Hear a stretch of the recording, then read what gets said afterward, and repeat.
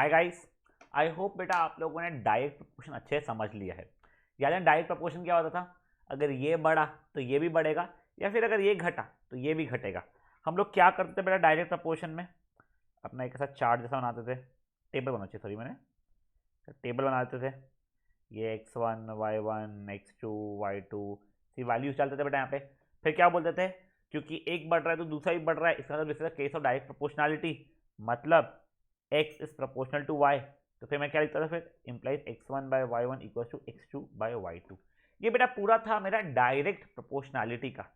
अब बेटा अपन देखने वाले इनवर्स प्रोपोर्शनैलिटी का। बेटा इनवर्स प्रोपोर्शनैलिटी में भी आपको ऐसे ही चार्ट बनाना पड़ेगा। बस वहां पे वो क्या समझाना पड़ेगा कि अगर ये बढ़ रहा है तो ये घटेगा, या उल्टा कि अगर सर ये घट रहा है तो ये बढ़ जाएगा। Implies it is a case of inverse proportion, ये लिखेंगे। अब बेटा अपन इनवर्सली प्रोपोर्शनल कैसे लिखते हैं? ये देखिए, डायरेक्ट प्रोपोर्शनल में x प्रोपोर्शनल टू y लिखा था ना, इनवर्सली प्रोपोर्शनल में x प्रोपोर्शनल टू 1/y ऐसा लिखा जाएगा। ठीक है, तो ये मेरा इनवर्सली प्रोपोर्शनल हो जाएगा y से। तो x is proportional to 1/y का तो x is inversely proportional to y। इसको कैसे पढ़ा जाता है बेटा? x is inversely proportional to y। ठीक है, अब देखिए अपना वहां पे क्या केस हो रहा था? डायरेक्ट में x1/y1 की वैल्यू कांस्टेंट हो रही थी, और इसको हम लोग जो वैल्यू आ रही थी k, उसको हम कांस्टेंट ऑफ प्रोपोर्शनैलिटी बोल रहे थे। बेटा जब हमारा इनवर्सली प्रोपोर्शनल होता है ना, तब x1 इंटू y1 की वैल्यू मेरी कांस्टेंट होती है। और इनवर्सली प्रोपोर्शनल जब रहता है तो कांस्टेंट ऑफ प्रोपोर्शनैलिटी ये वाला जो रहता है उसकी वैल्यू क्या रहेगी? x1 into y1। तो बेसिकली मेरा फॉर्मूला क्या बनेगा तब? x1 y1 is equal to x2 y2 is equal to x3 y3। जैसे हमने बच्चे पहले इसमें किया है वैसे ही बस फॉर्मूला चेंज हो जाएगा। पहले क्या था? x1 by y1 equal to x2 by y2। इस बार क्या हो जाएगा? x1 into y1 equal to x2 into y2 is equal to x3 into y3। ठीक है, तो चलिए इसे क्वेश्चंस करते हैं हम लोग एनसीईआरटी से ही हमेशा की तरह। देखिए पहला क्वेश्चन बहुत बढ़िया है। हमें उसने बोला है कि बताओ ये डायरेक्ट प्रोपोर्शनल वाला है या इनवर्स प्रोपोर्शनल वाला है। तो इनवर्स प्रोपोर्शनल वाला है क्या ये पूछा है बस वो। तो आप एक काम करो, पॉज करो, पहले पांचों सब पार्ट्स को पढ़ो और समझो कि डायरेक्ट प्रोपोर्शनल है या इनवर्स प्रोपोर्शनल है बेटा। चलिए गाइस अब हम लोग सॉल्यूशन देखते हैं। देखिए the number of workers on a job and the time taken to complete the job. देखो एकदम आपको समझ में नहीं आ रहा है, ठीक है कोई बात नहीं, इमेजिन करो बेटा अगर मेरे नंबर ऑफ वर्कर्स बढ़ जाएगा तो मुझे टाइम ज़्यादा लगेगा या कम लगेगा काम करने के लिए? तो वर्कर्स बढ़ेगा तो टाइम कम लगेगा, तो ये मेरा इनवर्सली प्रोपोर्शनल वाला रहेगा। चलो ठीक है। Time taker for journey and the distance travelled with uniform speed. इसका मतलब क्या है बेटा? मेरी स्पीड यूनिफॉर्म है, मेरा टाइम बढ़ेगा तो डिस्टेंस बढ़ जाएगा घट जाएगा। मतलब आपकी स्पीड 100 किलोमीटर पर आ रही है, ठीक है। पहले 4 किलोमीटर 4 घंटे ट्रैवल कर रहे थे तो आपने कुछ डिस्टेंस ट्रैवल किया होगा। अब आप ज़्यादा टाइम ट्रैवल कर रहे हो, मैंने 10 घंटे ट्रैवल कर रहे हो, ज़्यादा डिस्टेंस ट्रैवल होगा या कम? सर ज़्यादा होगा ना, तो ये क्या हो जाएगा मेरा? डायरेक्टली प्रोपोर्शनल हो जाएगा। तो नहीं सर ये वाला अलाउड नहीं है, मेरा भी केस है। ठीक है, area of cultivated land and crop harvested. बेटा अगर मेरा जो लैंड है वो बढ़ जाएगा तो मेरा क्रॉप भी बढ़ जाएगा, तो ये भी सर डायरेक्टली प्रोपोर्शनल वाला है। सर ये भी नहीं चलेगा। The time taken for fix journey and the speed of the vehicle. देखो स्पीड बढ़ेगी आपकी तो टाइम बढ़ जाएगा या कम हो जाएगा पहुंचने के लिए जगह पे? तो स्पीड बढ़ेगी तो टाइम कम होगा, और स्पीड घटेगी तो टाइम बढ़ जाएगा। तो सर हाँ सर ये इनवर्सली प्रोपोर्शनल वाला केस है मेरा। Next, population of a country and the area of land पर पर्सन। क्या है क्वेश्चन बच्चे? Population of a country and the area of land पर पर्सन। अगर ज्यादा एक आपका घर सोचो, अपनी कंट्री कंट्री छोड़ो, अपना घर फिक्स है, उसमें का ज़्यादा लोग रहने लग जाएंगे तो सबका कम स्पेस होना शुरू हो जाएगी ना, और ये कम लोग अगर रहते हैं तो ज़्यादा स्पेस होगी। तो सर हाँ सर ये भी मेरा इनवर्सली प्रोपोर्शनल वाला केस है। समझा? सिंपल था वाला क्वेश्चन। बेटा देखो सबसे पहले आपको इंपॉर्टेंट चीज़ ये होती है कि आपको समझे वो डायरेक्टली प्रोपोर्शनल है या इनवर्सली प्रोपोर्शनल है। ठीक है, चलिए अब ये देखते हैं। इन अ television game show, the prize money of rupees 1 lakh is to be divided equally amongst the winner. Complete the following table and find whether the prize money given to individual winner is directly proportional or inversely proportional. देखिए अगर एक अकेला बंदा, देखो अपने housie housie खेलते हैं कई बार, क्या होता है फर्स्ट प्राइज बोलते तो 1000 रुपये होगा, बट दो लोग अगर फर्स्ट प्राइज जीत जाते तो बढ़ जाता है ना पैसा।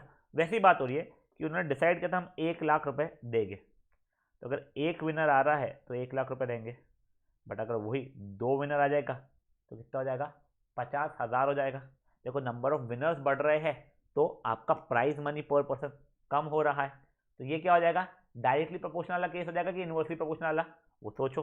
ठीक है, ऑब्वियसली इनवर्सली प्रोपोर्शनल हो रहा है, आपको सब कुछ समझ में आ ही गया है। अब आपको क्या करना है बेटा, देखो चलिए ये वाला करके देता हूँ आप लोगों को।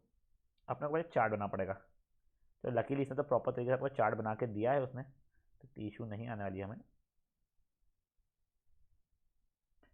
Number of winners prize money in rupees, number of winners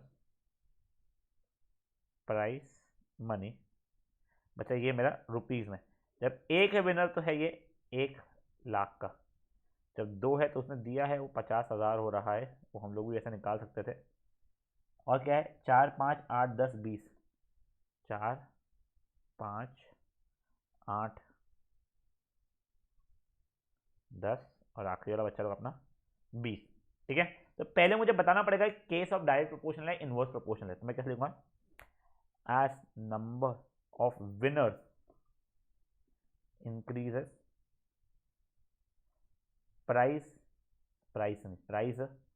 money decreases. इसका मतलब क्या हो गया, it is a case of inverse proportion हो जाएगा बेटा, जिसका मतलब क्या हो जाएगा, x will be inversely proportional to y, ये ऐसा हो जाएगा। देखो ये x है मेरा, ये y, x1 y1 x2 y2 x3 y3 x4 y4 x5 y5 x6 y6 x7 y7। अब ये पूरा का चार्ट बनाना पड़ेगा मेरे को, तो देखो इसमें कैसा हो जाएगा बेटा, मेरा x1 into y one equals to x2 into y two रहेगा, पर मेरे को तो वैल्यू पता ही है तो उसकी करने की जरूरत ही नहीं है। तो x1 into y one equals to x3 into y three किया मैंने, देखिए 1 into 1,00,000 is equal to 4 into y three, solve करूंगा बेटा वाई थ्री की वैल्यू आ जाएगी 25,000 रुपीज़। ठीक है, वैसे ही आप लोग मुझे फटाक से बचा हुआ चार्ट पूरा पूरा फिल करके दे दीजिए, पॉज करके बेटा।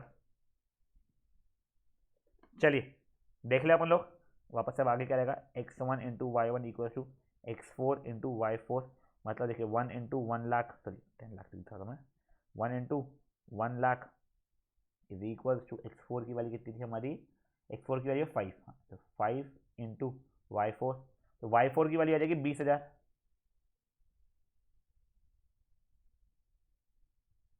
फिर वैसे ही x1 into y one equal to x5 into y five, यानी 1 into 1,00,000 is equal to x5 की वैल्यू है 8, तो 8 इंटू वाई फाइव, तो चलिए देखिए तो मेरे वाई फाइव की वैल्यू हो जाएगी 12,500 रुपये।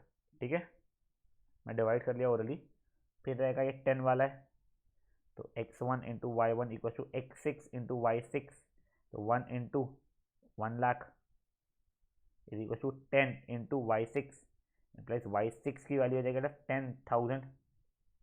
और वैसे ही आखिरी वाला क्या है बच्चा लोग मेरा, x1 into y one is equal to x7 into y seven, तो 1 into 1,00,000 is equal to 20 into y seven, which implies y seven की वैल्यू हो जाएगी 5,000 रुपीज़। समझा गई, सिंपल सा था ये, कैलकुलेशन बेवजह बहुत सारा करवा दिया, बहुत बड़ा टेबल बनवा के, इतना बड़ा एग्जाम में पूछने के चांसेस कम होते हैं, बट प्रैक्टिस के लिए अच्छा था क्वेश्चन। तो गाइस इसको पॉज करो, और कोई भी आंसर मैच नहीं हुआ तो सॉल्व करो बच्चा लोग प्लीज। चलिए ग्रेट, अब बढ़ते हम लोग नेक्स्ट क्वेश्चन की तरफ, question number 3।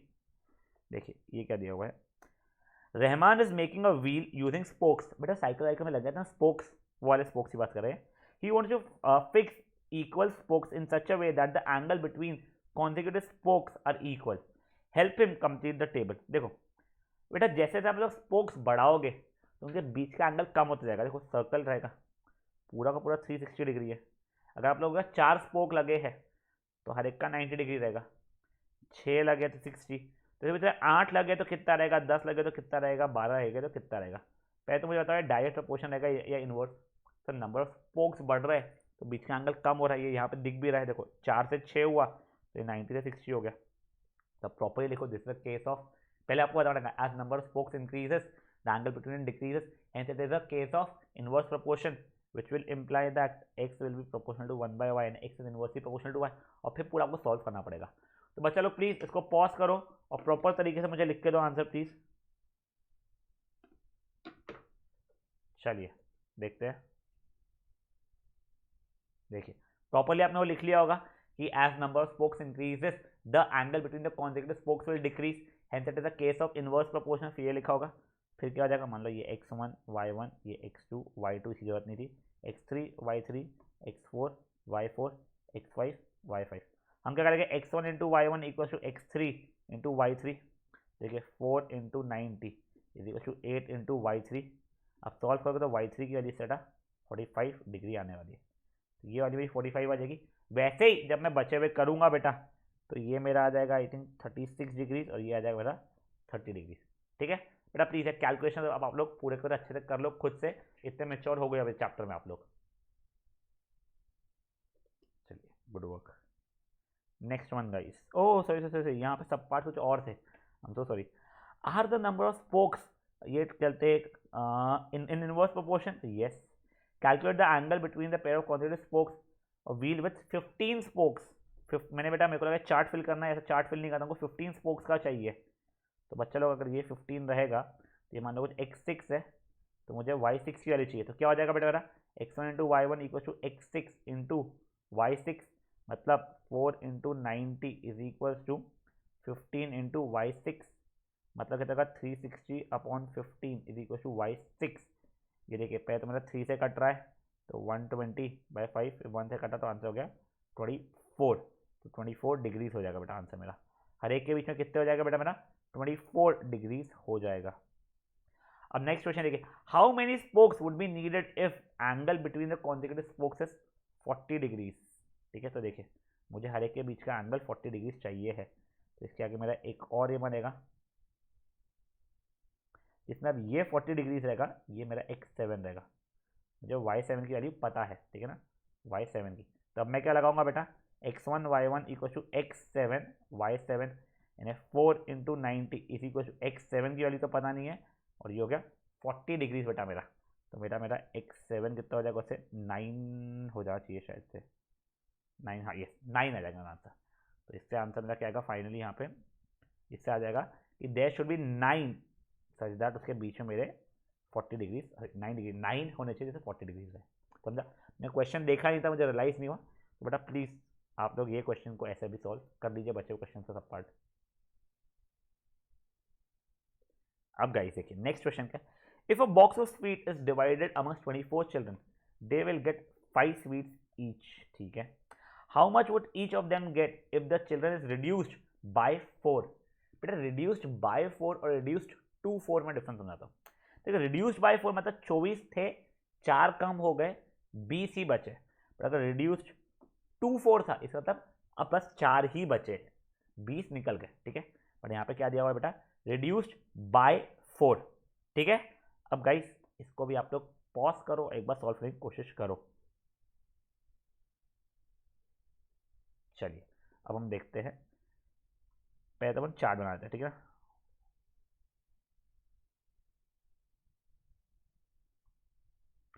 Number of children और ये जाएगा मेरा स्वीट्स।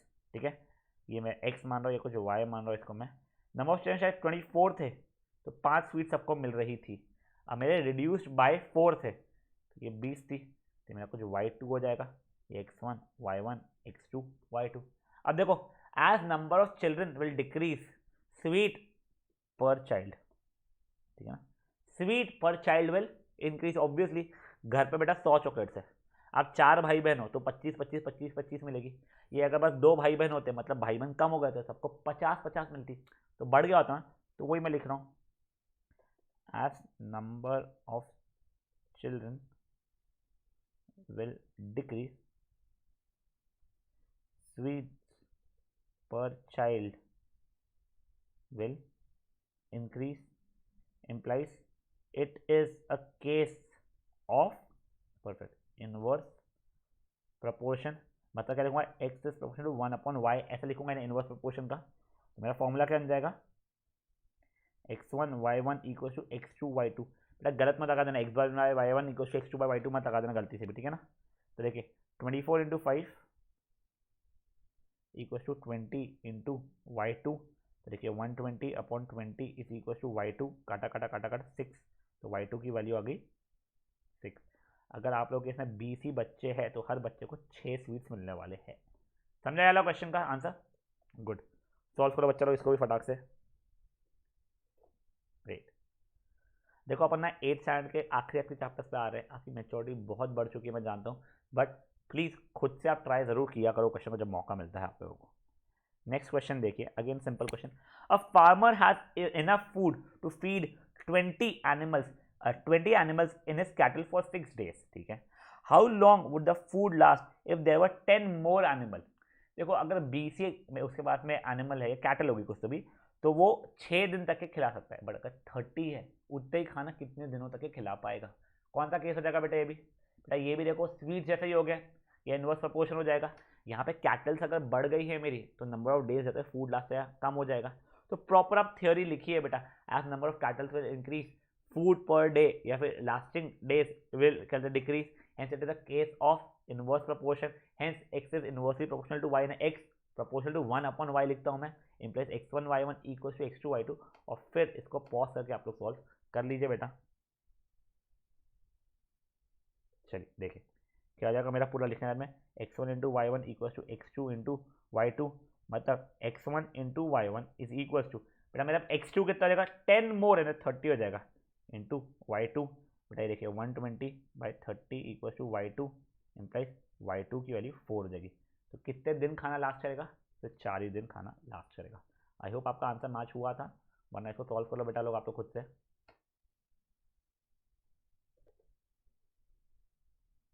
चलिए अब गाइस क्वेश्चन नंबर अपने 6 पढ़ना है, सॉरी गलती से हम पीछे लगे।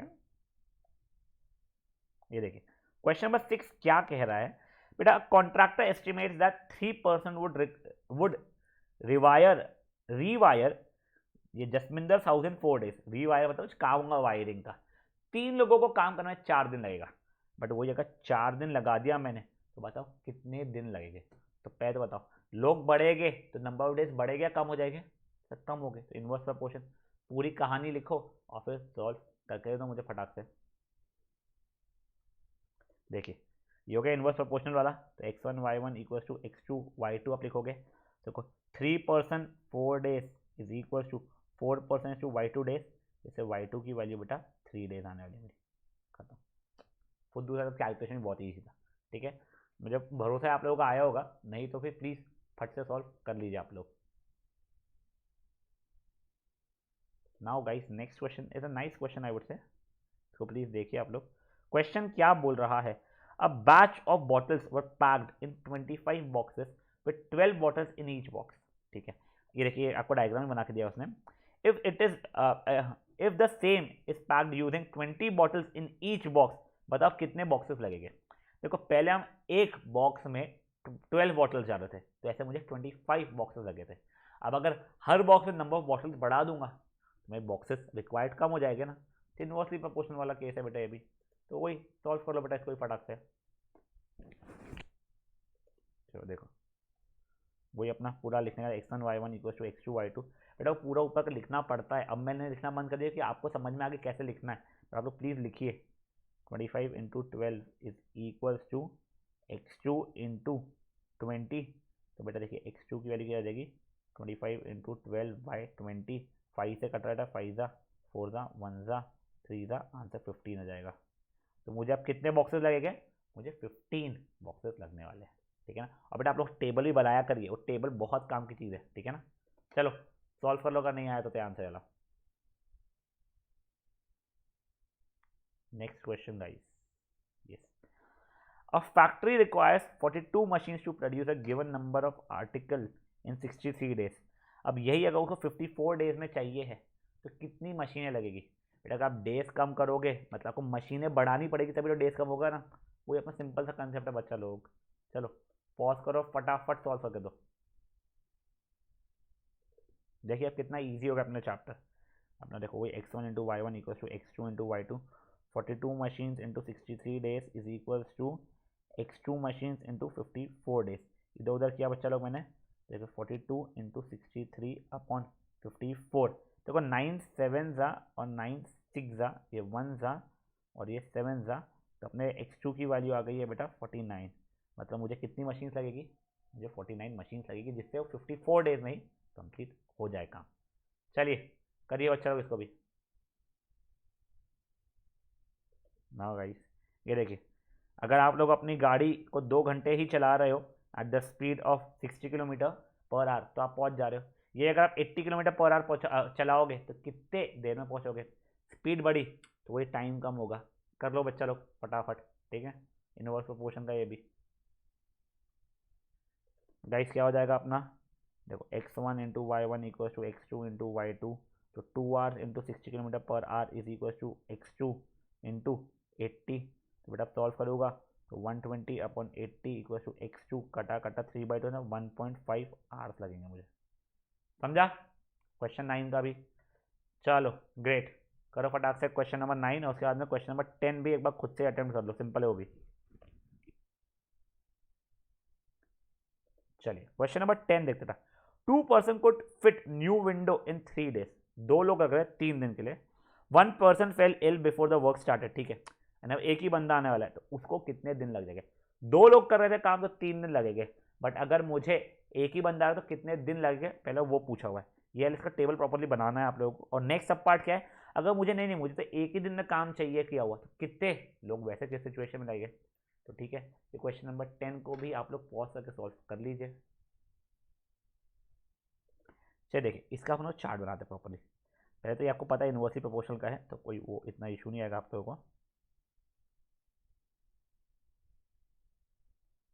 देखो number of worker, number of days. 2 लोग है तो 3 दिन लगेंगे, बट अपने पास एक ही है तो कुछ y2 डेज लगेंगे। और अगर मुझे एक ही दिन में करना है तो मुझे x3 नंबर ऑफ वर्कर्स लगने वाले हैं। x1 y1 x2 y2 x3 y3, ठीक है। Directly proportional. अब आपका आंसर पहले नहीं आया था, चार्ट नहीं बनाया था ढंग से, तो अब आप लोग ट्राई कर लो, चार्ट बना के दिया मैंने आपको। चलो देखो आप लोग सॉल्व करोगे ना तो इसका आंसर तो 6 आ जाएगा बच्चा लोग, और इसका भी आंसर यहाँ का 6 आ जाएगा। समझा। चलिए अब क्वेश्चन नंबर 11 को आप लोग पॉज करके प्लीज ट्राई कर लीजिए। चलो अब देखो गाइस ये क्या दिया हुआ है, हमारे स्कूल में 8 पीरियड्स है ऑफ 45 मिनट्स ईच, बट अगर अब मुझे उतने ही टाइम में 9 पीरियड्स करना है तो मेरा पर लेक्चर का टाइम या पर पीरियड टाइम कितना हो जाएगा। तो नंबर ऑफ पीरियड्स बढ़ेगा तो पर मिनट ऑफ लेक्चर मेरा कम हो जाएगा। तो ये भी इनवर्सली प्रोपोर्शनल हो गया। तो वही बच्चा लोग अपना x1 into y one is equal to x2 into y two वाला सिचुएशन करूंगा मैं। देखिए इसको हटा देता हूँ पहले मैं। तो देखिए x1 into y one equal to x2 into y two, मतलब 8 periods into 45 minutes is equal to 9 periods into y2 minutes. इधर उधर करूंगा बेटा तो मेरे y2 की वैल्यू 40 मिनट्स आ जाएगी। सिंपल सिंपल क्वेश्चन है बेटा, ठीक है। गलती से अगर ये मैच नहीं हुआ तो इसको पॉज करके आप सॉल्व कर लीजिए। चलिए ग्रेट। अब बेटा अगर आप लोगों ने नोटिस किया हो ना, आप लोगों को कंपेरेटिवली इजी लगा है, पर बेटा एग्जाम में ना ये देखो ये तो अपनी इनवर्स प्रोपोर्शन की एक्सरसाइज थी तो आपको पता था पूरे पूरे इनवर्स प्रोपोर्शन से करना है। बेटा एग्जाम में ऐसा नहीं होगा कि आप लोगों को एक्सरसाइज से आएगा कि हाँ ये डायरेक्ट प्रोपोर्शन की एक्सरसाइज है या इनवर्स प्रोपोर्शन की एक्सरसाइज है, तो आपको थोड़ा स्मार्टली समझना पड़ेगा बेटा। इसलिए प्लीज़ आप लोग खुद से भी ये पूरी पूरी एक्सरसाइजेस का जब रहेगा जंबल्ड आपको आते हैं जो वर्कशीट्स में, वो आप लोग प्लीज़ थोड़ा अच्छे से कर लिया करिए, ठीक है। सॉल्व एग्जाम्पल्स एक बार आप देख लेते हैं अपन लोग, सब सिंपल ही वैसे इसके भी। एक मिनट जाइए कहाँ से शुरू हो रहे हैं, एक ही एग्जाम्पल शेयर करते हैं। तो ये देखिए example number 8, there are 100 student in a hostel, food provision for them is for 20 days। अब यही अगर मुझे 25 लोग और आ गए तो बताओ कितने दिन खाना चलेगा मेरा। 100 के लिए 20 दिन का है तो अब 125 पिल्लुओं के लिए कितने दिनों का होगा। तो ये चार्ट बनेगा, इनवर्स प्रोपोर्शन है। फट से सॉल्व करूंगा मेरा इसका भी आंसर आ जाएगा। समझा। नेक्स्ट ये देखिए, if 15 workers can build in 45 days how many workers will be required, कि मुझे 30 days में ही करना है। तो देखो वही ये भी इनवर्स प्रोपोर्शनल वाला है, ये मेरा चार्ट बनेगा, इससे भी इसका आंसर आ जाएगा। समझा। तो गाइस वैसे तो अपना एनसीईआरटी से हो गया, अब मैं आप लोगों को कुछ एक्स्ट्रा क्वेश्चंस कराऊंगा, ठीक है। ऐसा हो सकता है वो एक्स्ट्रा क्वेश्चन आपको एनसीईआरटी में पार्ट में दिख नहीं रहे हो, बट आपको आपकी स्कूल की वर्कशीट में मिल जाए, इसलिए वैसे वाले भी हम क्वेश्चन कर लेंगे इसमें, ठीक है। बट आपसे सबसे ज़्यादा इंपॉर्टेंट क्या है, ये पूरे क्वेश्चन को अगर आप लोगों ने सिर्फ छापा है तो no it is not going to help. I would still recommend एक और बार आप लोग अपनी एनसीईआरटी खुद से फटाफट सॉल्व करो, पर फटाफट मतलब सिर्फ फॉर्मूला लगाया किया नहीं, प्रॉपर चार्ट बनाना है, बताना है कि ये डायरेक्ट है इनवर्स है, फिर फॉर्मूला लिखना है, फिर सॉल्व करना है, ठीक है। चलिए गाइस नेक्स्ट सेशन मिलते हैं, बाय गाइस।